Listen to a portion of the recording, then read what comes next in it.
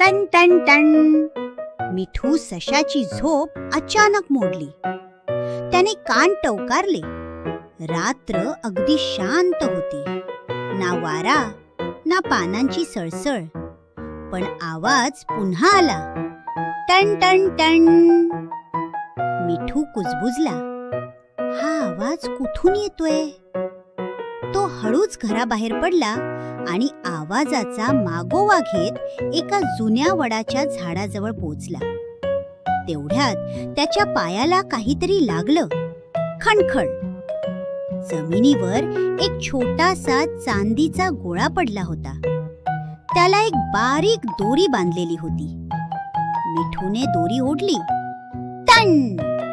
मिठूला लगेच समजलं, अरे, आवाज या गोळ्यामुळे होतोय. तो दोरीचा मागोवा घेत पुढे गेला. दोरी एका मोठ्या दगडाखाली गायब झाली होती. मिठूने दगड बाजूला केला आणि पाहिलं, खाली एक छोटासा बोगदा होता. मिठू सावधपणे आत गेला. आत अनेक चांदीचे गोळे दोऱ्यांना बांधलेले होते. ते सगळे एका मोठ्या दगडी चक्राला जोडले होते. मिठूने चक्राला हलकासा धक्का दिला. टन टन टन टन. संपूर्ण बोगदा आवाजाने भरून गेला.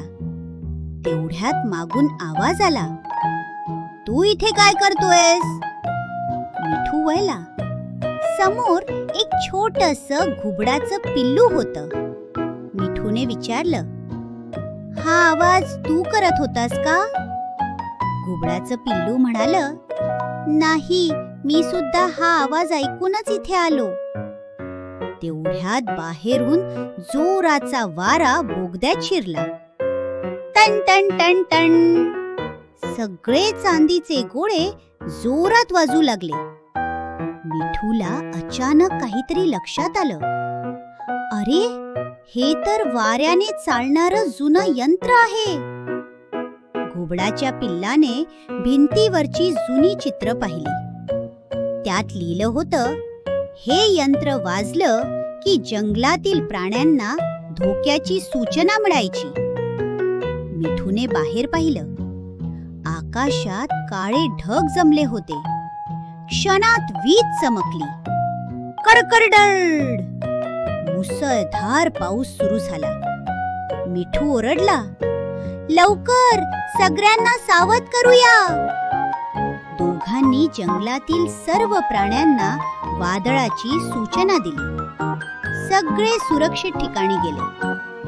सकाळी पाऊस थांबला. मिठू त्या बोगद्याजवळ उभा राहून हसला. काल मला वाटलं होतं की कुणीतरी आपल्याला घाबरवत आहे.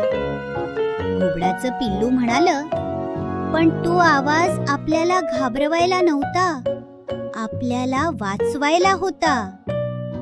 मुलांनो, या गोष्टीतून आपल्याला काय शिकायला मिळालं? प्रत्येक अनोळखी गोष्ट घाबरण्यासाठी नसते. कधी कधी तिच्या मागे आपल्याला वाचवण्याचा संदेश लपलेला असतो. मुलांनो, तुम्हाला ही मजेदार गोष्ट आवडली का? आवडली असेल तर लाईक करा, शेअर करा आणि आपल्या चॅनलला सबस्क्राईब करायला विसरू नका. पुन्हा भेटूया अशाच भन्नाट गोष्टींसोबत. Bye bye.